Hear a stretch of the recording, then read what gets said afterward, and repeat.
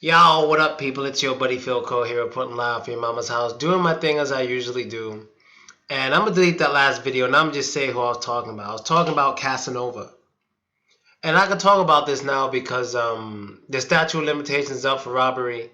You know what I mean? And I'm pretty sure all the dudes. I don't think all the dudes involved got arrested, but the main dude was definitely arrested, and the other ones possibly were. But even if they weren't, it's too late now. Everybody's much older now. I could talk about it. And what does Casanova have to do with it? I will get into that before I finish the video. But if you don't know, Casanova is a real big time rapper. If you don't know him, you probably know him. I'm gonna play one of his songs real quick. You probably know him from that really funny video where he was like, what was he doing? I think it's a song. Hold on. I'm gonna play a little bit. Wait, no, is this one? Yeah, this the one. So and that's funny. That's funny. He's a blood, I believe, but he just said they're mad because he just finished talking about the Crips. He said something about the Crips. Let me get it right. I do a show drop. Y'all bleed like I bleed. I'm gorilla. The homies mad because some Crips is my hitters. Yeah, he said the homies mad because them Crips is my hitters. And I believe he's a blood himself. But what's funny is what he just said is mad true. I'm going to tell you one thing about Casanova. Everything he's saying is true. This dude ran with the most dangerous dudes in our hood. Now, what's funny, when I watch his little, and I'm going to put the link in the description, when I watched his, it's not like a documentary, but this little thing about him, whatever, it's very interesting. I'll put the link in the description. He was kind of similar to me. You know, he had a bunch of friends who didn't have much, and he lived in a big house and stuff, and his friends liked to go over his house. That was kind of similar to my situation. He also, when watching the interview and stuff, the way he talked about like how Eightball is the dude who was after me. His name's Desmond McNeil. His younger brother was part of the robbery. His name is Delroy McNeil. Like, I remember all this shit. I remember all of them. Like, I've seen Casanova on numerous occasions, but I never really looked at them much because I never really wanted to get, beat up or something. These dudes were dangerous. I ain't gonna lie. I remember I used to sit in my fucking homie Jose's pizza shop, and I'd sit there, and every time somebody would walk past the glass, I was just shook because I was afraid it'll be them. You know what I mean? Like, these dudes are real dangerous. I've seen Casanova, but I don't want anyone to think like I'm trying to say anything bad about him. I'm not gonna say anything about him. I'm just gonna say I've seen him before. You know what I mean? I've seen him. But when it comes to the people who were with him, dudes were just straight up dangerous. Dudes were just straight up and down dangerous. Now I'm going to allow comments in this. This Philip E. Jones, a dude from the trial who was the witness. Casanova wasn't there, I believe. I didn't pay no attention, really. I was kind of just like, it's like, to this day, I was only in the courtroom for like a little. It feels like I wasn't even there. It feels like I didn't even go. Like, sometimes I honestly don't know if I went. You know when people say people could plant memories in your head? It feels like me being in that courtroom was a plant memory. It feels like it didn't really happen. Because I believe my other friends had to go to court numerous times, but I had to go one time because I was subpoenaed. And I was thinking, I ain't going to say shit, but you could go to jail for not saying something as a witness, some shit like that. So I had to. Jail wasn't it wasn't an option for me. But the story I told in the last video was I was basically working with a dude who was part of their crew, and he found out that Eightball and his boys were after me, and he called it off. And I'm pretty sure Casanova was part of the reason for that. You know what I mean? And yeah, man, it's funny because at the beginning of the documentary, you can watch the documentary. At the beginning of it, he talks about when Eightball choked some guy out and they robbed him, and Eightball was yelling at him. Casanova's a hardcore fucking thug. This dude went to prison for 7 years robbing. He robbed people all the time.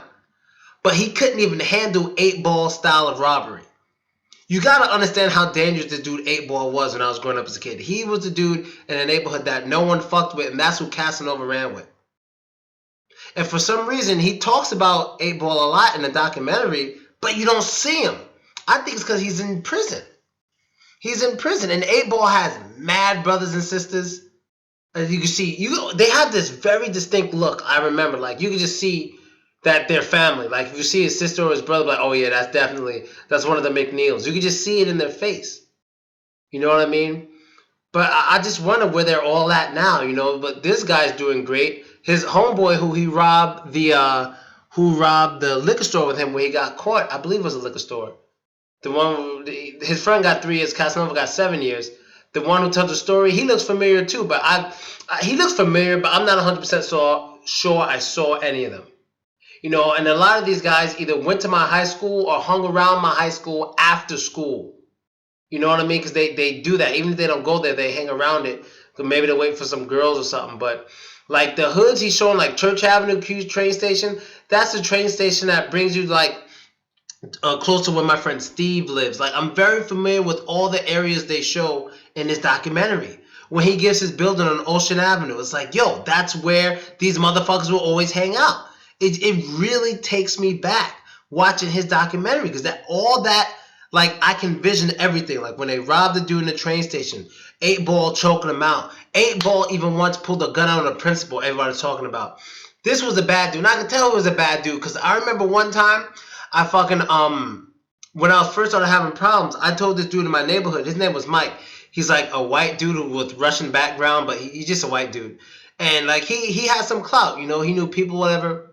But when I told him 8Ball was after me, it was the first time he said, you need to be careful. He didn't say nothing like, I'm going to help. No, he was like, damn, bro, you need to be careful. I'm like, that's it? He's like, that's it. And I'm like, what the fuck? You know what I mean? It's like, God damn. And then I ran into him a few times, and I learned the lesson too. I don't know where 8Ball is, but he can attest to this.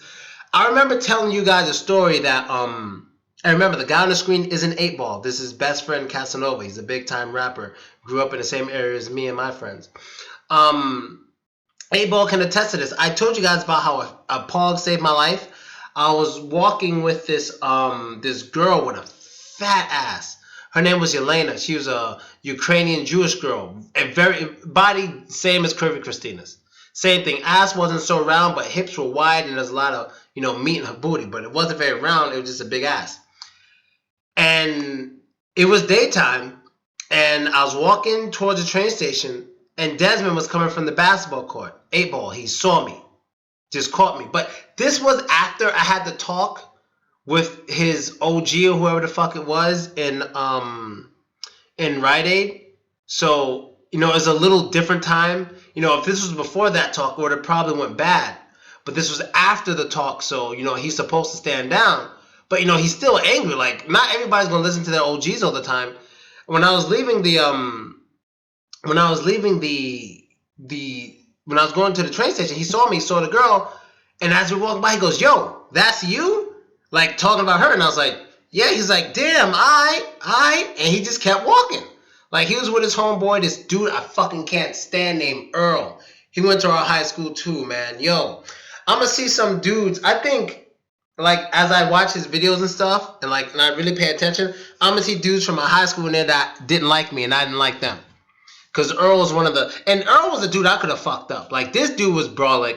I couldn't beat up Casanova. I couldn't beat up, like, Desmond or Delroy. All of them were brawling. Even as teenagers, they were just beasts. They're all dark-skinned, muscular, like, you got to know how to fight. And I did taekwondo and stuff, but I think with the intimidation factor, I just couldn't fight them. You know what I mean? But this one skinny, tall dude, Earl, I always wanted to fuck this dude up so bad. So bad.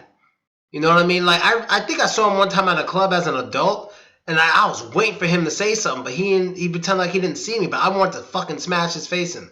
That's one dude I always wanted to beat up, but I never did. You know what I mean? But yeah, man, it's crazy, and I like Casanova, man. I don't ever remember him doing anything fucked up to me. I don't think he did anything fucked up to my friends. He would hang out. So see, now I made it in the last video. I talked about how the rich neighborhood was right next to the poor neighborhood. He talks about it. He talks about one time we went to the rich area. That's his fucking area. He lives in a rich area.